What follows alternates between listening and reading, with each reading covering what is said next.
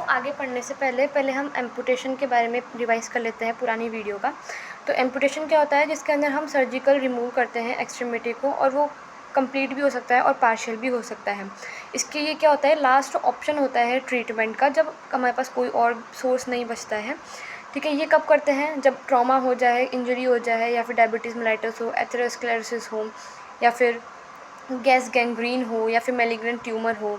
ठीक है, कुछ भी ऐसा कंडीशन हो। ठीक है, इसके अंदर क्या होता है कि इसके 3 लेवल्स होते हैं कि हम 3 तरह से एक्सट्रीमिटी को रिमूव कर सकते हैं। एक होता है लोअर एक्सट्रीमिटी, अपर एक्सट्रीमिटी, एक होता है हेमिकॉर्पोरेक्टोमी। तो लोअर एक्सट्रीमिटी के अंदर हम हमारे एब्डोमेन से नीचे वाला जो पार्ट है, यानी कि एक सिंगल लेग है, उसको हम रिमूव कर दें। अबव नी कर दें, बिलो नी कर दें, टो को कर दें, डिजिट्स को कर दें। ठीक है, इन किसी भी एक्सट्रीमिटी के पार्ट को कर दें, तो हम उसे लोअर एक्सट्रीमिटी का क्या कहेंगे, एम्पुटेशन करेंगे। अपर एक्सट्रीमिटी का क्या बोलेंगे, जब हमारा अबव एब्डोमेन, यानी कि जैसे कि मेरा शोल्डर है, आर्म है, फिंगर्स है, एल्बो है, उसके नीचे वाला पार्ट, ऊपर वाला पार्ट, कौन सा भी वाला पार्ट अपर एक्सट्रीमिटी का रिमूव कर दिया जाए, तो उसे हम अपर एक्सट्रीमिटी एम्पुटेशन बोलेंगे।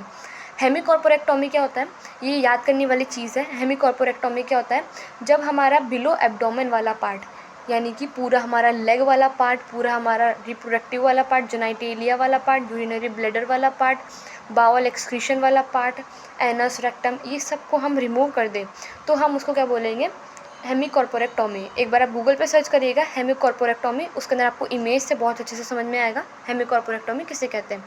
तो हेमिकॉर्पोरेक्टोमी के अंदर ये पूरी हाफ बॉडी को रिमूव कर देते हैं from pelvis and lumbar area. इसके अंदर क्या होता है कि जो बावल है और यूरिनरी ब्लैडर है, उसको रिमूव कर दिया जाता है, और ऑस्टोमीज के थ्रू हम क्या करते हैं कि आगे यूरिन और हमारा जो फ्री फीसेस है उसको एक्सक्रीट आउट करते हैं। जो हमारा टाइप ऑफ एम्पुटेशन है, 2 तरह के एम्पुटेशन होते हैं, ओपन और क्लोज वाले को हम फ्लैप बोलते हैं, और ओपन वाले को हम ग्यूलोटाइन बोलते हैं। ओपन के अंदर क्या होता है कि हमारे जैसे ही सर्जिकली हम रिमूव करते हैं एक्सट्रीमिटी को, तो वैसे ही हम क्या करते हैं कि वहाँ पे स्किन का फ्लैप लगाते नहीं हैं। ठीक है, उसको छोड़ देते हैं ताकि इन्फेक्शन वहाँ से पूरा इरेडिकेट हो जाए, और हम इसको तब यूज़ करते हैं ओपन एम्पुटेशन को जब इन्फेक्शन हो, लेकिन क्लोज्ड एम्पुटेशन को हम तब यूज़ करते हैं जब इन्फेक्शन नहीं होता है, कोई भी एविडेंस नहीं होता। और इसमें क्या होता है कि रिमूव करने के बाद हम इमीडिएटली स्किन फ्लैप को लगा देते हैं। अब हम पढ़ते हैं डायग्नोस्टिक इवैल्यूएशन के कौन कौन से ऐसे डायग्नोस्टिक टूल है जिससे हम एसेस मतलब एम्पुटेशन को एसेस कर सकते हैं। तो सबसे पहले तो हम हेल्थ हिस्ट्री लेंगे और फिजिकल एग्जामिनेशन जो कॉमन है। हम इसमें न्यूरोवेस्कुलर स्टेटस को भी चेक करेंगे अफेक्टेड एक्सट्रीमिटी का, कि वहाँ पे हम पेन कर रहे हैं, अगर वहाँ पे अगर टैप कर रहे हैं तो पेशेंट वहाँ पे रिस्पॉन्ड शो कर रहा है या नहीं कर रहा है। अगर वहाँ पे रिस्पॉन्ड शो नहीं कर रहा है यानी कि वहाँ पे नर्व इंजरी हो गई है। फिर क्या होता है, प्लेथाइस्मोग्राफी, यानी इसमें हम ब्लड फ्लो जो होता है उसको चेक करते हैं कि वहाँ पे एक्सट्रीमिटी में ब्लड फ्लो हो रहा है या नहीं हो रहा है, या फिर कोई ऑब्स्ट्रक्शन आ गया है, या फिर कोई इंजरी हो गई है जिसकी वजह से ब्लड वहाँ पे नहीं हो पा रहा है। डॉपलर अल्ट्रासाउंड यानी USG, X ray, CT scan, biopsy, blood glucose level, blood study हम करेंगे।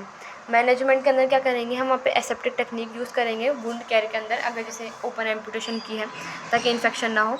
जेंटल हैंडलिंग और control of residual limb oedema, आगे फर्दर लिम्ब एडिमा ना हो उसका भी हम ध्यान रखेंगे। हम उसका type, cause, level of amputation सब ध्यान रखेंगे। ड्रेसिंग 2 तरह की होती है, soft dressing and close rigid cast.